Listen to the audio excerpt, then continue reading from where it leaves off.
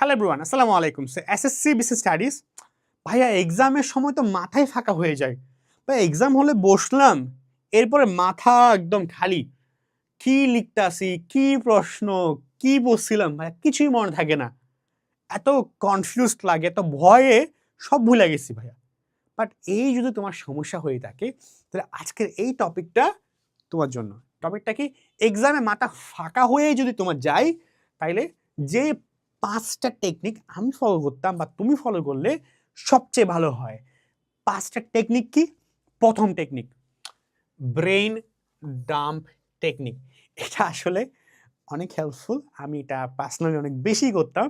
সেটা হলো দেখো, একদম ইজি ইজি ইজি একটা বিষয়পাতি যে কোয়েশ্চেন পাইলা, কোয়েশ্চেনটা পাইলা, কোয়েশ্চেন পাবো দেখি না আমরা কোনটা আনসার করবো না করবো। তো দেখবা একটা এমন যে কোয়েশ্চেনগুলো থাকে যেগুলো আনসার করতে হয়। তোর ম্যাথ, অ্যাকাউন্টিংটা বেশি হয়, ফাইন্যান্সের সূত্রটা বেশি হয়, বা ম্যানেজমেন্ট এবং ব্যবসার দিকে থিওরিতে এটা বেশি হয় যে ভাইয়া এই ম্যাথটা বা এই কোয়েশ্চেনে আমার আনসার করতেই হবে, কোনো উপায় নাই। কিন্তু ভাইয়া এই ম্যাথের মধ্যে এই কোয়েশ্চেনের মধ্যে এমন একটা ফর্মুলা আছে, এমন একটা টপিক আছে যেটা আমি ভুলে দিতে পারি। মানে এখন মাথায় আসতেছে বাট পরে ভুলে দিতে পারি ভাইয়া, ভয় লাগলে। মানে প্যানিকটে পরে এক্সাম মাথা ফাঁকা হয়ে যাবে, ভুলে যাবো। বা আমি যদি মাথা ফাঁকা হয়ে যায়, মানে একদম ভুলে যাই, তখন এই টপিকটা ভুলে যাবো শিওর। এমনও তো আছে না যে অনেক সময় হয় কি ভাই, আমি যদি ভয় লাগে, কনফিউজ বা নার্ভাস হই, তখন কিন্তু আমি এই টপিকটা ভাইয়া বলে যাবো ভাই, তখন কাজ আসবে না হয়তো। এটা ভয়, আমরা জানি, বুঝি আমরা কোন টপিকগুলো ইস্যু হতে পারে। তখন তুমি কি করবা, এক্সাম হলে পেন্সিল নিবা, একটা কলম না পেন্সিল নিয়ে কোয়েশ্চেনের মধ্যে বা খাতার মধ্যে করতে ভালো হয়। আমি খাতার মধ্যে বলি, খাতার লাস্ট পেজে গিয়ে রাফ লিখবা, রাফ লিখে ট্যাকল করে লাস্ট পেজে গিয়ে কি করবা, ওই ফর্মুলাগুলো লিখে ফেলবা। ওই ফর্মুলা, তারপর যাতে তুমি ভুলে না যাও, পরে ভুলে গেলেও সমস্যা নেই, পরে ফর্মুলা খাতায় দেখে লিখে ফেলতে পারবা। ও ফর্মুলা, ওই আনসার, ওই টাইপটা একটু শর্ট কিওয়ার্ড টাইপসের দিয়ে একটু লিখে রাখবা। তাহলে পরে গিয়ে তোমার জন্য মাথা খালি হলেও সমস্যা নাই, ইনশাল্লাহ তুমি আনসার করতে পারবা পরে গিয়ে। এই কাজটা তুমি করবা, এটা অনেক হেল্পফুল। আমি অনেক করতাম, তোমরা অনেক হেল্প করতে পারো। তো মাথা ফাঁকা হলেও লাভ নাই, ফাঁকা হলেও নাম্বারটা পারবো, লিখে আসতে পারবো ইনশাল্লাহ, লেখা বন্ধ হবে না। তারপর সেকেন্ড নাম্বার, খুব বেশি প্যানিক হইলে, খুব বেশি প্যানিক ভাই লিখতে পারতাছি না, হয় অনেক সময়, যে কাজটা করবা 3-3-3 এই রুল ফলো করতে ট্রাই করবা। যে 3 সেকেন্ড ধরে শ্বাস নিবা, শ্বাস ধরবা, শ্বাস ছাড়বা, 3-3-3 সেকেন্ড করে এই কাজটা করো। এটা অনেক, এটা 2-3 বার করে ট্রাই করো, বা ম্যাক্সিমাম 5 বার করা ট্রাই করো। আশা করি তোমার জন্য ইজি হয়ে যাবে জিনিসটা। মোটামুটি ফাংশন করতে সহজ হয়, ভাল লাগে, রিল্যাক্স লাগে, ভালো লাগে। অ্যান্ড ট্রাই করে একটা কি, একটা পানির বোতল, পাশে রাখার জন্য। বারবার ধরে নেওয়া হয়নি, অনেক টাইম নষ্ট এর থেকে। পানির বোতল পাশে রাখবা, টায়ার্ডনেসটা কম হবে, নার্ভাসনেসটা কম হবে, টাইমটাও সেভ হবে। পানি খাবা একটু, ভাল লাগবে। ওকে, পানি বোতল নিয়ে যাবো, খুব ভালো অভ্যাস, আমি খুব করতাম এই জিনিসটা। এবং থার্ড নাম্বার পয়েন্ট, তোমরা সবসময় ট্রাই করো কি যে ভাইয়া 1 থেকে শুরু করবো, 2 থেকে শুরু করবো, এমন না। যে কোয়েশ্চেনটা সবচেয়ে ইজি, সবসময় ইজি কোয়েশ্চেন দেয়। একটা কথা আছে, আগে দর্শনদারি পরে গুণ বিচারি। মানে আগে স্যার দেখো, ম্যাক্সিমামটাই স্যারের তোমার সব লেখা নাও দেখতে পারে, হয় জিনিসটা মাঝে মধ্যে।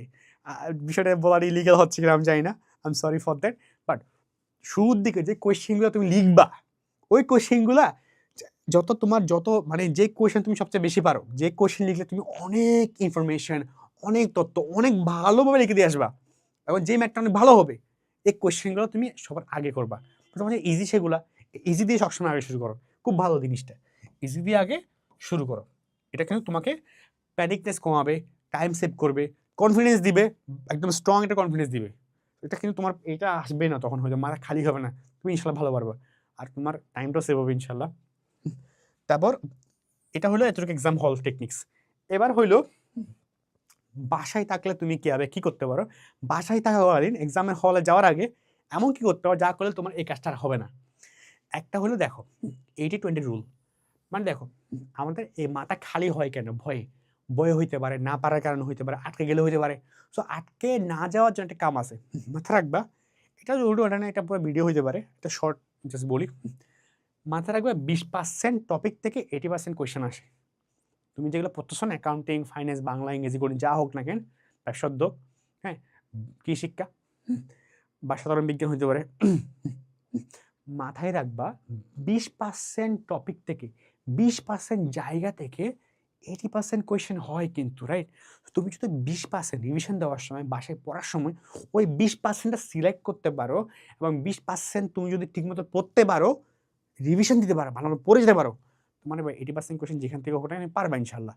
সো যত বেশি তুমি এখানে ফোকাস করবো, যত বেশি এটা ভালোভাবে শিখতে পারবা, মাথায় একদম নিয়ে নিতে পারবা, তোমার কিন্তু এক্সাম হলে যত ভালো, তুমি যখন অনেক ভালো পারবা জিনিসগুলো, অনেক কনফিডেন্টলি পারবা, ইজি করে যাবে তোমার জন্য, তখন কিন্তু তোমার মাথায় খালি হওয়ার টেনশনটা খুব কম হবে। কারণটা তখন তুমি ভুলবা না, কারণ তুমি পারো জিনিসগুলো, ইজি হয়।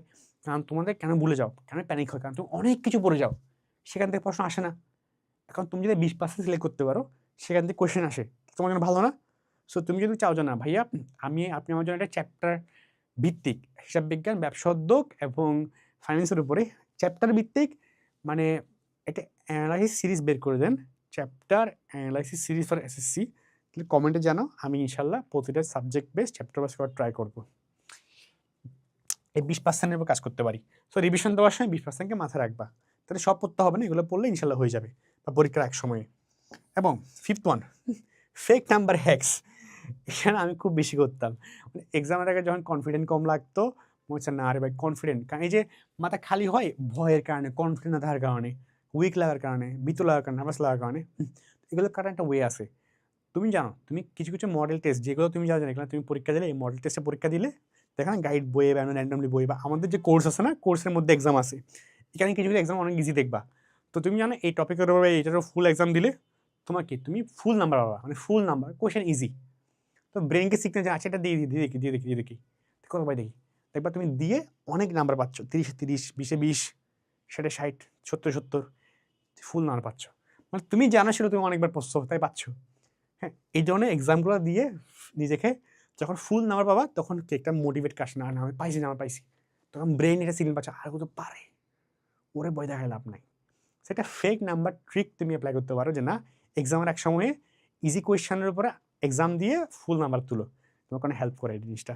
হ্যাঁ, আর এমনি তো বোর্ড এক্সাম হার্ডও হয় না, সো আলটিমেটলি ইজি কোয়েশ্চেনের উপরে এক্সাম দেওয়াটাই ভালো। এটা করতে পারি, এটা অনেকে করে, আমি করি, ট্রাই করতে পারো। And finally prayers and quotes, নামাজ পড়বা সবসময়, মাথা রাখবা success equal to efforts plus prayer, চাওয়া, এটা এটা ট্রাই করো। And the last one code, আমি না তোমার লাইফ থেকে এসিতে খুব বেশি করতাম, এসিতে একটু কম করতাম যদিও, কিছু এমন কোড রাখতাম যেগুলো খুব মোটিভেট করতো, মানে যেটা আমাকে হেল্প করতো টু বি এনার্জেটিক এগেইন। সব না 4 থেকে 5টা এমন ছিল আর কি, বা খুব বেশি 6টা ছিল এমনটা, এখন কয়েকটা হয়তো আছে। তো ওগুলো আমার জাস্ট ওগুলো বিভিন্ন ঘটনার পরিপ্রেক্ষিতে বা বিভিন্ন কারণে ওগুলো রাখা, সিলেক্ট করা, তুমিও হয়তো করতে পারো তোমার মতো করে। এটা আলাদা ভিডিও হতে পারে, বা তুমি জানো জানো ভাইয়া কোড কোনগুলো, কমেন্টে জানাও, তাহলে আমি ইনশাল্লাহ ট্রাই করবো to tell you the codes. যাক, তো আমি ওগুলো না একটু মাথায় রাখতাম, তো পরীক্ষা আটকে গেলে না ওগুলো নিজেকে স্মরণ করাইতাম বা দোয়া পড়তাম, তখন দেখতে অনেক মোটিভেট লাগতো এবং ওই বিষয়গুলোকে ইজিলি কাটিয়ে উঠতে পারতাম।